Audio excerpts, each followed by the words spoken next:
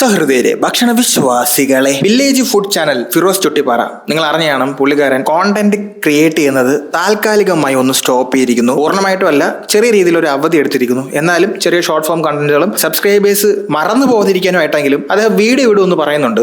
പുതിയ business തുടങ്ങാനാണ് plan. എന്തുകൊണ്ടാണ് ഞാൻ ഈ വിഷയം ഇവിടെ സംസാരിക്കാനുള്ള കാരണം, ഒരു ഫുഡ് കണ്ടന്റ് ക്രിയേറ്റർ ആണ് അദ്ദേഹം. അതുമാത്രമല്ല, അദ്ദേഹം ആദ്യത്തെ നമ്മുടെ യൂട്യൂബ് കേരളത്തിൽ സ്റ്റാർട്ട് ചെയ്യുന്ന സമയത്ത് ആദ്യം മുതലേ ഉള്ളൊരു ക്രിയേറ്ററാണ്, വലിയ ക്രിയേറ്ററാണ്, നല്ല കാശ് അതിനകത്ത് നിന്ന് ഏൺ ചെയ്യുന്നുണ്ടെന്നൊരു ക്രിയേറ്ററും കൂടിയാണ്. അപ്പോൾ അദ്ദേഹത്തെ പോലൊരാള് എന്തിനാണ് ഇത് നിർത്തിയത് എന്നുള്ളൊരു എൻ്റെ പേഴ്സണൽ അഭിപ്രായം. ഇതാണ് ഞാൻ ഇവിടെ പറയാൻ ഉദ്ദേശിക്കുന്നത്. നമുക്ക് ഈ ഒരു വിഷയം അറിഞ്ഞപ്പോൾ ന്യൂസിൽ ഉൾപ്പെടെ actually complete Firoz Chuttippara channel നിർത്താൻ പോകുന്നു എന്നൊക്കെ പറഞ്ഞിട്ട് ന്യൂസ് വരെ എടുത്ത് പറഞ്ഞു. അതായത് മെയിൻ സ്ട്രീം ന്യൂസ് ചാനൽ വരെ എടുത്ത് പറയണമെന്നുണ്ടെങ്കിൽ അദ്ദേഹത്തിന്റെ പോപ്പുലാരിറ്റി നിങ്ങളൊന്ന് നോക്കണം. കാരണം അദ്ദേഹം ആദ്യത്തെ ക്രിയേറ്റർമാരിൽ ഒരാളും കൂടിയാണ്, വലിയ ചാനലുമാണ്. ഇതേപോലെ സൗത്ത് ഇന്ത്യയിൽ വേറൊരു ചാനലുണ്ട്, തമിഴ്നാട്ടിൽ ഒരു വില്ലേജ് കുക്കിംഗ് ചാനൽ എന്ന് പറഞ്ഞിട്ട്. ഏകദേശം ഇവർ രണ്ടുപേരും സിമിലർ ആയിട്ടുള്ള കണ്ടന്റ് ആണ് ചെയ്യുന്നത്. ഇനി എന്തായിരിക്കും റീസൺ ഇവർ നിർത്താനുള്ള? എന്റെ പേഴ്സണൽ ഒപ്പീനിയനിൽ വരുമാനം നല്ല രീതിയിൽ കുറഞ്ഞിട്ടുണ്ട്. കാരണം ഇദ്ദേഹം ഒരു വീഡിയോ ചെയ്യാനായിട്ട് ഇടുന്ന പൈസ, ലാസ്റ്റ് നമ്മളൊരു വിവാദമായ ഒരു വീഡിയോ ഉണ്ട്, 2 പോത്തിനെയൊക്കെ വാങ്ങിച്ചിട്ട് ഫുള്ളായിട്ട് പൊരിക്കുക എന്ന് പറഞ്ഞാൽ പോത്തിന്റെ റേറ്റ് തന്നെ നിങ്ങളൊന്ന് ആലോചിക്കുക എന്ത് വരുമെന്ന്. അപ്പൊ അത്രയും 2 വലിയ പോത്തിനെ വാങ്ങിച്ചിട്ട് അയാൾ ചുടുകയോ അയാളുടെ കൂട്ടത്തിലുള്ള ആൾക്കാർ അതിനുവേണ്ടി മെനക്കെട്, എക്യുപ്മെന്റ്സ്, മസാല കാര്യങ്ങൾ,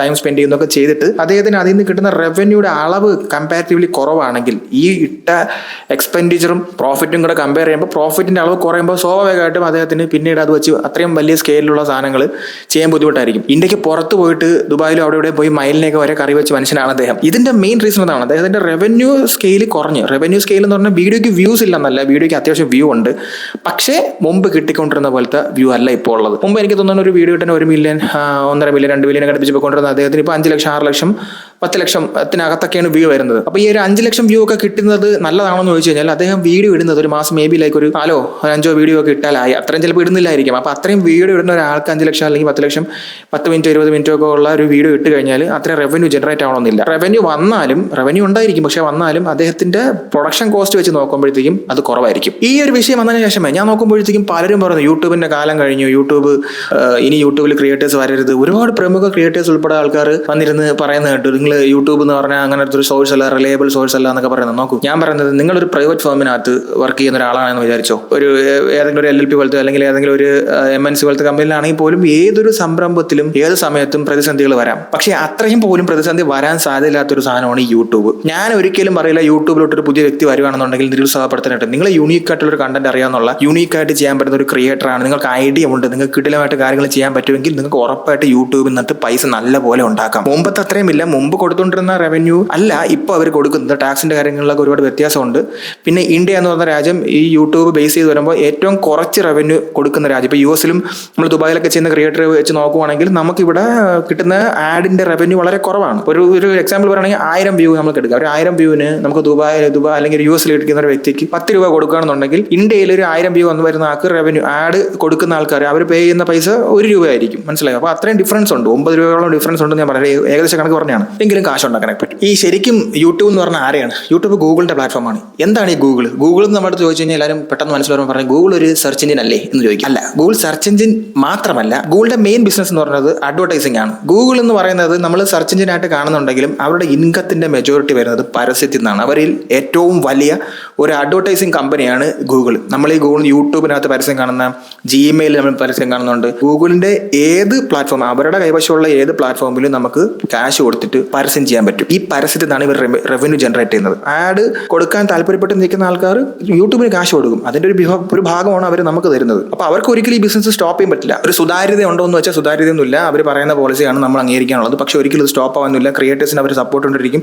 ക്രിയേറ്റേഴ്സ് വീണ്ടും വരാൻ വേണ്ടിയിട്ടാണ് അവർ പല രീതിയിലുള്ള സാധനങ്ങൾ കൊണ്ടുവന്നത്. ഷോർട്സ് പോലത്തെ സാധനങ്ങൾ, ലൈവ്, വെർട്ടിക്കൽ ലൈവ്, അങ്ങനെ ഒരേ സമയത്ത് അവർ ഓരോ ചേഞ്ചസ് കൊണ്ടുവന്നുകൊണ്ടേയിരിക്കും. പക്ഷെ അതിൽ വേറൊരു കാര്യം കൂടെ ഉണ്ട്. ഇപ്പൊ ഷോർട്സ് വന്നതിന് ശേഷം ആൾക്കാർ കൂടുതൽ ലോങ് വീഡിയോസ് കാണുന്നില്ല. കൺസെപ്ഷൻ കാരണം പെട്ടെന്ന് ആൾക്കാർക്ക് ഇപ്പൊ എല്ലാം കാണാം. അപ്പൊ നമ്മൾ ഷോർട്ട് കണ്ട് റീല് കണ്ട് നമുക്ക് ലോങ് വീഡിയോ കാണാനുള്ള ക്ഷമയില്ലാതായി. അതൊരു സത്യമായ കാര്യമാണ്. പക്ഷേ ഷോർട്ട് ഫോം ഉപയോഗിച്ചുകൊണ്ട് കൃത്യമായിട്ട് അത് ടാക്ടിക്കലി യൂസ് ചെയ്യാൻ പറ്റുമെന്നുണ്ടെങ്കിൽ നമുക്ക് ഷോർട്ട് ഉപയോഗിച്ച് ലോങ് വീഡിയോയിലോട്ട് ആൾക്കാരെ എത്തിക്കാൻ പറ്റും. അങ്ങനെ ചെയ്യുന്ന ഒരുപാട് ക്രിയേറ്റേഴ്സ് ഉണ്ട്. ഇപ്പോൾ ബിഗ് ആയിട്ടുള്ള വലിയ ക്രിയേറ്റേഴ്സ് എന്നൊക്കെ പറഞ്ഞാൽ അവർ ഷോർട്ട് വീഡിയോയിലല്ല ഫോക്കസ് ഫോക്കസ് ചെയ്യുന്നത്, അവർ ഉറപ്പായിട്ട് ലോങ് വീഡിയോയിലായിരിക്കും ഫോക്കസ് ചെയ്യുന്നത്. അതിന് ഉദാഹരണം തന്നെയാണ് ഇവിടെ ഇപ്പോൾ ഒരുപാട് ചെറിയ ചെറിയ ചാനലുകൾ വന്നിട്ട് പുതിയ ചാനലുകൾ വന്ന് ആൾക്കാരെല്ലാം വലിയ യൂട്യൂബേഴ്സായിട്ട് മാറിയിട്ടുണ്ട്. ഇപ്പോൾ റീസെന്റ് നമുക്ക് തന്നെ എടുത്ത് നോക്കിയാൽ മതി. ഇപ്പോൾ ഒരിക്കലും ഇതിനകത്തുള്ള സാധ്യതയൊന്നും കുറയില്ല. യൂട്യൂബ് എന്ന പ്ലാറ്റ്ഫോം യൂസ് ചെയ്യാറുണ്ടെങ്കിൽ നിങ്ങൾ യൂണിക് ആയിട്ടുള്ള ക്രിയേറ്റർ ആണെന്നുണ്ടെങ്കിൽ നിങ്ങൾക്ക് ഇവിടുന്ന് കാശ് ഉണ്ടാക്കാനും യാതൊരു സംശയം വേണ്ട. പക്ഷേ ലക്ഷക്കണക്കിന് രൂപ ഉണ്ടാക്കി നിങ്ങൾ ക്രിയേറ്ററുകളായി പോകാൻ പറ്റുമോ എന്നൊക്കെ ചോദിച്ചു കഴിഞ്ഞാൽ, ഇപ്പോൾ ഫിറോസ് ഇക്കാടെ കാര്യം മാറ്റി വെച്ച് കഴിഞ്ഞാൽ, ഉദാഹരണം ഇപ്പോൾ സീക്രട്ട് ഏജന്റ് പോലത്തെ ചാനൽ പുള്ളി വന്നിരുന്ന് സോഷ്യൽ ആയിട്ടുള്ള കാര്യങ്ങൾ പറയാൻ ഒരു കാരണം അതൊരു തമ്മിലോ ഒരു വലിയ ക്വാളിറ്റി ഉള്ള ക്യാമറയോ ഒരു സാധനങ്ങളില്ല. അയാൾ പറയുന്ന ആ സാധനത്തിനാണ് പൈസ.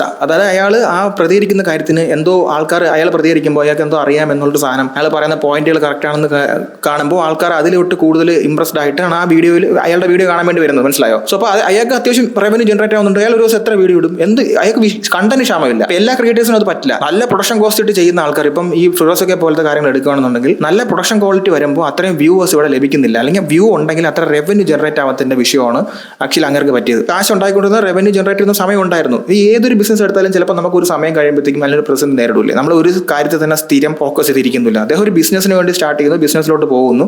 ഇതിൽ നിന്ന് അത്യാവശ്യം അദ്ദേഹം കാശുണ്ടാക്കി, നല്ല രീതിക്ക് കാശുണ്ടാക്കി. ആ കാശ് വെച്ച് ഒരു പുതിയൊരു സംരംഭം ഉണ്ടാക്കി അയാൾ സംരംഭത്തിലോട്ട് തിരിയുന്നു. യൂട്യൂബ് സൈഡിൽ കൂടെ കൊണ്ടുപോകുന്നു. അപ്പോൾ ഒരു സൈഡ് ഇൻകം കൂടെ ആവുകയാണ്. യൂട്യൂബ് സൈഡ് ഇൻകം ആയിട്ട് മാറ്റിയിട്ട് മെയിൻ ഇതിനെ മാത്രം ഡിപ്പെൻഡ് ചെയ്യാതെ അദ്ദേഹം വേറൊരു സംരംഭം കൂടെ സ്റ്റാർട്ട് ചെയ്ത് പോകുന്നു. യൂട്യൂബ് എൻ്റെ കൂടെ കൊണ്ടുപോകും. അതിന് യാതൊരു തെറ്റുമില്ല. അത് കാരണം യൂട്യൂബിന്റെ പ്ലാറ്റ്ഫോം തകർന്നു പോകത്തൊന്നുമില്ല. അദ്ദേഹത്തിന്റെ പ്രൊഡക്ഷൻ കോസ്റ്റിൽ വന്ന് അദ്ദേഹം വലിയൊരു ക്രിയേറ്റർ ആയതുകൊണ്ട് സംഭവിച്ചൊരു കാര്യമാണ്. കേരളത്തിൽ എന്ന് പറഞ്ഞാൽ നമുക്ക് ഈ ഇത്ര കോടി ജനങ്ങളെ ഉള്ളൂ, വലിയ ജനസംഖ്യയില്ല. അല്ലെങ്കിൽ നമ്മൾ ഹിന്ദിയിൽ പറയുന്ന ഒരു ക്രിയേറ്റർ ആണെന്ന് വെച്ചോ. ലോകത്തെ ഏറ്റവും വലിയ കമ്പോളമായ ഇന്ത്യയിൽ നമുക്ക് ഹിന്ദിയാണ് സംസാരിക്കുന്നത് അല്ലെങ്കിൽ ഇംഗ്ലീഷ് സംസാരിക്കുന്ന ഒരു ക്രിയേറ്റർ ആണെങ്കിൽ നമുക്ക് കുറച്ചുകൂടി റീച്ച് കിട്ടും. അതുകൊണ്ടാണ് ഹിന്ദിയിലെ ക്രിയേറ്റേഴ്സിന് കുറച്ചുകൂടി പൈസ ഉള്ളത്. കാരണം അവർക്ക് നമ്മളും കാണാം. മലയാളികൾ ഇപ്പോൾ ആൾക്കാർ ഹിന്ദി മനസ്സിലാവും. നമ്മൾ മലയാളത്തിൽ വീഡിയോ ചെയ്ത് കഴിഞ്ഞാൽ അത് ഹിന്ദിക്കാർ കാണണമെന്നില്ല. ഇപ്പം തമിഴ്നാടുകാർ ചിലപ്പോൾ കാണുമായിരിക്കും. അപ്പോൾ അത്രയും ലിമിറ്റേഷൻ ഉണ്ട്. അതുകൊണ്ടാണ് ആ ഒരു സ്കെയിലിനുള്ള ഡിഫറൻസ് മനസ്സിലായി. നമ്മൾ ആ ഒരു ഇത്രയും ഒരു വീഡിയോ ചെയ്യുമ്പോൾ അത്രയും ഓഡിയൻസ് നമുക്കില്ല. അപ്പോൾ ആ ഒരു ലിമിറ്റേഷൻ അവിടെ വരും. അതൊക്കെയാണ് ഇതിന്റെ മെയിൻ ആയിട്ടുള്ള പ്രശ്നങ്ങൾ. അല്ല യൂട്യൂബിന്റെ കുഴപ്പമൊന്നും അല്ലെന്ന് എനിക്ക് തോന്നുന്നു. പലരും ഇങ്ങനെ എഴുതി പറയുന്നത് കൊണ്ടാണ് യൂട്യൂബിന്റെ സമയം കഴിഞ്ഞു, ഇനി യൂട്യൂബിൽ എന്ത് ചെയ്യും. നല്ല കിടിലൻ ക്രിയേറ്റേഴ്സിന് ഇനി സമയമുണ്ട്, ഒരു കുഴപ്പമില്ല. ഇനി ഫിറോസിക്ക അദ്ദേഹം ഒരു സൗദിയിലൂടെ ജോലി ചെയ്ത വ്യക്തി നാട്ടിൽ വന്ന് ഒരുപാട് ചാനലുകളൊക്കെ പരീക്ഷിച്ചിട്ട് അതിനകത്ത് അവസാനം ക്ലിക്കായ ഒരു സാധനത്തിലോട്ടാണ് മാറിയത്. അദ്ദേഹം ഇന്നൊരു നിശയെ വെച്ച് തന്നെ വരണം എന്ന് ചിന്തിച്ചാൽ അദ്ദേഹത്തിന്റെ ചാനൽ അതൊരു ക്രാഫ്റ്റ് ചാനൽ എന്തോ ആയിരുന്നു എൻ്റെ ഓർമ്മ ശരിയാണെങ്കിൽ. പിന്നീടാണ് അദ്ദേഹം ഇതിലോട്ട് മാറിയത്. അപ്പം ഇതിൽ റീച്ച് കിട്ടിയെന്ന് പറഞ്ഞപ്പോൾ അദ്ദേഹം അതിലോട്ട് മാറിയതാണ്. അല്ലാതെ അദ്ദേഹത്തിന് ഒരു കൃത്യമായ ഐഡിയ ഇല്ല. ഞാൻ ഇങ്ങനെ ഫുഡ് ചാനൽ തുടങ്ങിയിട്ട് അതിനെ ക്ലിക്കായി കളയാം എന്ന് വന്നൊരു ക്രിയേറ്റർ ആണെന്ന് എനിക്ക് പേഴ്സണലി തോന്നിയിട്ടില്ല. അപ്പോൾ അദ്ദേഹത്തിന് മനസ്സിലായി ഇതിനൊരു ബ്രേക്ക് വേണം, ഇതിനൊരു ചേഞ്ച് വേണം. അല്ലെങ്കിൽ നമുക്ക് ഇതുമായിട്ട് അയാൾ ഉണ്ടാക്കുന്ന സ്കെയിലുള്ള ഒരു വീഡിയോസ് വളരെ ക്വാളിറ്റിയോടുകൂടി ആൾക്കാരിലേക്ക് എത്തിക്കണമെന്നുണ്ടെങ്കിൽ അയാൾക്ക് അത് മാത്രം ഫോക്കസ് ചെയ്ത് പോയി കഴിഞ്ഞാൽ നിലനിൽപ്പുണ്ടാവില്ല എന്ന് മനസ്സിലാക്കിയ ബുദ്ധിപരമായ ഒരു സ്മാർട്ട് തീരുമാനമാണ് അദ്ദേഹം ഇപ്പോൾ എടുത്തത്. വേറൊരു സാധനത്തിലോട്ട് അദ്ദേഹം മാറി ഒപ്പം യൂട്യൂബ് കൊണ്ടുപോകും. അപ്പോൾ രണ്ടിന്റെ റവന്യൂ ജനറേറ്റ് ആയി ബാലൻസ് ചെയ്ത് പോകാൻ പറ്റും. അതൊരു പ്രശ്നമില്ല. അതല്ലാത്ത നോർമലി വീഡിയോസ് ക്രിയേറ്റ് ചെയ്യുന്ന ആൾക്കാർക്ക് സ്റ്റിൽ ഇപ്പോഴും ഇതിനകത്ത് ചാൻസ് ഉണ്ട്, യാതൊരു കുഴപ്പമില്ല. നിങ്ങളൊരു ഗവൺമെന്റ് സർവീസിൽ കയറി കഴിഞ്ഞാൽ നിങ്ങൾക്ക് എത്ര രൂപ ആയിരിക്കും സാലറി? ഞാൻ ഇതിന്റെ ഒരു ഏകദേശ കണക്ക് പറയാം. നിങ്ങൾ ഒരു 1 ലക്ഷം അല്ലെങ്കിൽ 1.5 ലക്ഷം സബുള്ള ഒരു ചാനൽ എടുത്തോ. അതിനകത്ത് നിങ്ങൾക്ക് ഒരു മാസം ലോങ് വീഡിയോയ്ക്ക് എല്ലാ വീഡിയോയ്ക്ക് നിങ്ങൾക്ക് ഒരു 50,000 ലോങ് വീഡിയോയ്ക്കാണ് ഒരു 50,000 8 മിനിറ്റുള്ള ഒരു വീഡിയോയ്ക്ക് 50,000 വെച്ച് വ്യൂസ് കിട്ടുന്നുണ്ട്.